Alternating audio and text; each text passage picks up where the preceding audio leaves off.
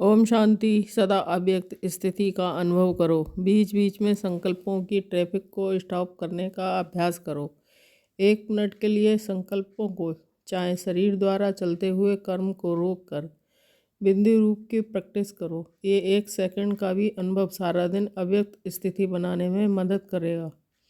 किसी भी प्रकार का विघ्न बुद्धि को सताता हो तो योग के प्रयोग द्वारा पहले उस विघ्न को समाप्त करो। मन बुद्धि में जरा भी डिस्टर्बेंस ना हो। अव्यक्त स्थिति में स्थित होने का ऐसा अभ्यास हो जो रूह रूह की बात को या किसी के भी मन के भावों को सहज ही जान जाए। जैसे ब्रह्मा बाप ने निश्चय के आधार पर, रूहानी नशे के आधार पर निश्चिंत भावी के ज्ञाता बन सेकंड में सब सफल कर दिया, अपने लिए कुछ नहीं रखा, तो स्नेह की निशानी है। सबको सफल करो। सफल करने का अर्थ है श्रेष्ठ तरफ लगाना। ब्राह्मणों की भाषा आपस में अव्यक्त भाव की होनी चाहिए। किसी की सुनी हुई गलती को संकल्प में भी ना तो स्वीकार करना है न कराना है। संगठन में विशेष अव्यक्त अनुभवों की आपस में लेन देन करनी है। संगठित रूप में शक्तिशाली वायुमंडल बनाने की जिम्मेवारी समझकर रहना है। जब देखो कि कोई व्यक्ति भाव में ज़्यादा है तो उनको बिना कहे अपना ऐसा अव्यक्ति शांत रूप धारण कर लो जो वह इशारे से समझकर शांत हो जाए। इससे वातावरण अव्यक्त बन जाएगा। जैसे अभी संपर्क में आने वाली आत्माओं को ईश्वरीय स्नेह, श्रेष्ठ ज्ञान और श्रेष्ठ चरित्रों का साक्षात्कार होता है, ऐसे अव्यक्त स्थिति का भी स्पष्ट साक्षात्कार हो। जैसे साकार में ब्रह्मा बाप अन्य सब जिम्मेवारियां होते हुए भी आकारी और निराकारी स्थिति का अनुभव कराते रहे, ऐसे आप बच्चे भी साकार रूप में रहते फरिश्तेपन का अनुभव कराओ। चाहे कोई भी साधारण कर्म भी कर रहे हो तो भी बीच बीच में अव्यक्त स्थिति बनाने का अटेंशन रहे।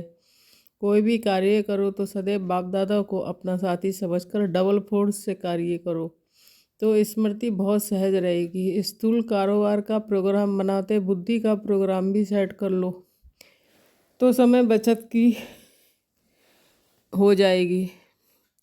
कोई भी कर्म करते सदैव यही स्मृति रहे कि हर कर्म में बाप दादा मेरे साथ है भी है और हमारे इस अलौकिक जीवन का हाथ उनके हाथ में है, अर्थात जीवन उनके हवाले है। फिर जिम्मेवारी उनकी हो जाती है। सभी बोझ बाप के ऊपर रख अपने को हल्का कर दो तो कर्मयोगी फरिश्ता बन जाएंगे। आप रूहानी रॉयल आत्माएं हो, इसलिए मुख से कभी व्यर्थ व साधारण बोल ना निकले। हर बोल युक्ति युक्त हो, व्यर्थ भाव से परे अव्यक्त भाव वाला हो, तब रॉयल फैमिली में आएंगे। आपके सामने कोई कितना भी व्यर्थ बोले, लेकिन आप व्यर्थ को समर्थ में परिवर्तन कर दो। व्यर्थ को अपनी बुद्धि में स्वीकार नहीं करो। अगर एक भी व्यर्थ बोल स्वीकार कर लिया तो एक व्यर्थ अनेक व्यर्थ को जन्म देगा। अपने बोल पर भी पूरा ध्यान दो। कम बोलो, धीरे बोलो और मीठा बोलो तो अव्यक्त स्थिति सहज बन जाएगी। चलते फिरते अपने को निराकारी आत्मा और कर्म करते अव्यक्त फरिश्ता समझो तो साक्षी दृष्टा बन जाएंगे। इस देह की दुनिया में कुछ भी होता रहे, लेकिन फरिश्ता ऊपर से साक्षी हो, सब पाठ देखते। साकाश अर्थात सहयोग देता है। साकाश देना ही निभाना है। यदि किसी भी प्रकार का भारीपन अथवा बोझ है तो आत्मिक एक्सरसाइज करो। अभी अभी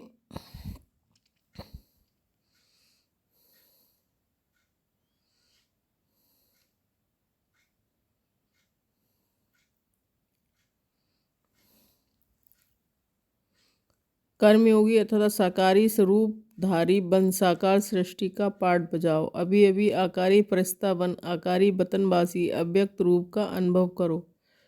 अभी अभी निराकारी बन मूल वतनवासी का अनुभव करो। इस एक्सरसाइज से हल्के हो जाएंगे, भारीपन खत्म हो जाएगा।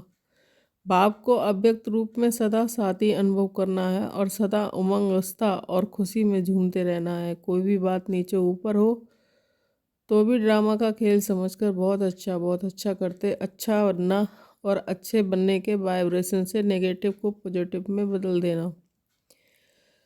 मन की एकाग्रता ही एक रस स्थिति का अनुभव कराएगी। एकाग्रता की शक्ति द्वारा अव्यक्त फरिश्ता स्थिति का सहज अनुभव कर सकेंगे।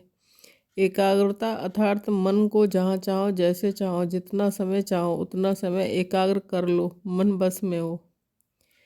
हम ब्राह्मण सो फरिश्ता हैं, ये कंबाइंड रूप की अनुभूति विश्व के आगे साक्षात्कार मूर्त बनाएगी। ब्राह्मण सो फरिश्ता इस स्मृति द्वारा चलते फिरते अपने को अव्यक्त शरीर व्यक्त देश में पाठ बजाते हुए भी ब्रह्मा बाप के साथी अव्यक्त वतन के फरिश्ते अव्यक्त रूपधारी अनुभव करेंगे। फरिश्ता व अव्यक्त जीवन की विशेषता है इच्छा मात्रम अविद्या। देवताई जीवन में तो इच्छा की बात ही नहीं। जब ब्राह्मण कर्मातीत स्थिति को प्राप्त हो जाते हैं तब किसी भी शुद्ध कर्म, व्यर्थ कर्म, विकर्म व पिछला कर्म किसी भी कर्म के बंधन में नहीं बन सकते। ओम शांति।